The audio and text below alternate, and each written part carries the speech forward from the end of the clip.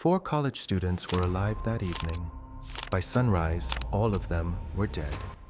For weeks, investigators had no suspect, until one tiny piece of DNA changed everything. Welcome to Unfiltered Reality, where the truth is darker than fiction. In November 2022, the college town of Moscow, Idaho, woke up to an unimaginable tragedy. 4 University of Idaho students had been murdered in their off-campus home. The loss of Madison Mogen, Ethan Chapin, Xana Kernodle, and Kaylee Goncalves paralyzed the close-knit community. A pervasive fear set in as the campus emptied out. Law enforcement immediately secured the King Road house. Behind the temporary fencing, a massive, high-pressure investigation launched, drawing in local police, state troopers, and the FBI. Weeks later, police arrested Bryan Kohberger. He didn't fit the typical profile of a reckless, impulsive killer. He was a disciplined academic. Kohberger was a PhD student at nearby Washington State University. He studied criminology, researching the psychological and emotional experiences of violent offenders during the commission of crimes. Kohberger's background creates a chilling paradox. He was navigating a system he had spent years analyzing, studying the very mechanics used to catch offenders like himself.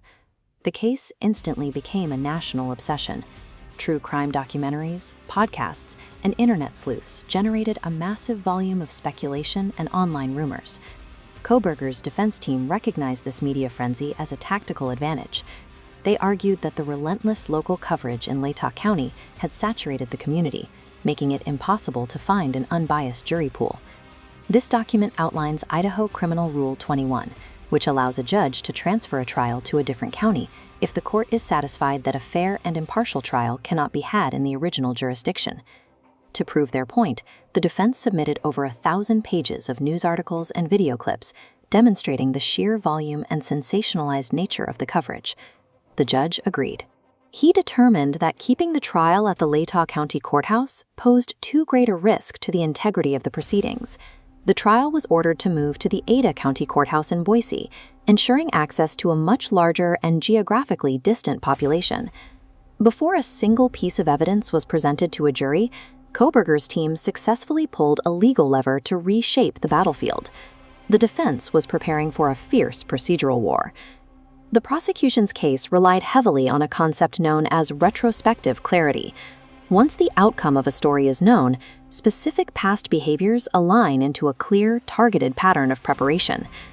Investigators mapped out cell phone ring data, showing Kohberger's device traveling from his Pullman apartment to the victim's neighborhood between 12 and 23 times in the months preceding the murders. Digital forensics also uncovered purchase records connecting him directly to a K-bar knife, the exact type of weapon used in the attacks. Investigative genetic genealogy provided the initial link.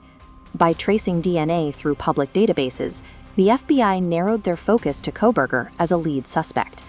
That lead was solidified when lab technicians matched Kohberger's DNA to a single source, found on a leather knife sheath left on a bed at the crime scene. Despite his advanced studies in criminology, the digital exhaust of his phone and the microscopic traces of his genetics formed an inescapable net. The defense countered by systematically attacking the procedural integrity of the investigation, shifting the focus from the crime to the conduct of the investigators. When the defense attempted to argue that the FBI violated terms of service and privacy policies during the genetic genealogy search, the prosecution filed motions to block those arguments from ever reaching a jury. This court filing details the defense's incredibly sparse official alibi response. They claimed Kohberger had a long-standing habit of taking solo drives late at night, plainly stating he was simply out driving alone during the hours the crimes took place. The defense planned to call expert witnesses to analyze the cell phone data, arguing those digital pings could not definitively place him inside the house. They were dismantling the state's narrative piece by piece. By exploiting technicalities and emphasizing procedural flaws, the defense aimed to inject enough reasonable doubt to paralyze a jury. Defense expert Brent Turvey challenged the core of the state's case by alleging a fatal flaw in the handling of the most central piece of evidence, the knife sheath. For physical evidence to be admitted at trial, prosecutors must prove a strict, unbroken chain of custody, documenting exactly who handled the item from the crime scene to the lab. The defense expert alleged that the evidence bag holding the sheath lacked the required dual signatures for each handoff between law enforcement officers. He went further, suggesting the chain of custody sticker was added retroactively, effectively accusing the police of fabricating the documentation after the fact. Police leadership firmly rejected this claim, explaining that they had transitioned from handwritten logs to electronic barcodes and digital tracking a decade ago. The stakes of this dispute were absolute. If the judge agreed with the defense and excluded the knife sheath due to a procedural error, the DNA evidence would vanish, and the prosecution's entire case could collapse. Then, in July 2025, just weeks before the trial was set to begin, the meticulous defense strategy suddenly evaporated. Kohberger accepted a plea agreement. He pleaded guilty to 4 counts of first-degree murder, a concession made to take the death penalty off the table. The judge sentenced him to 4 consecutive life terms in prison, with absolutely no possibility of parole, requiring him to waive all appeal rights. After years of aggressive legal maneuvering and relentless procedural attacks, one central question remains: why did he finally surrender? The procedural smokescreens and venue changes ultimately couldn't obscure the raw physical facts. His theoretical understanding of the criminal mind collapsed under the weight of his own physical and digital footprint.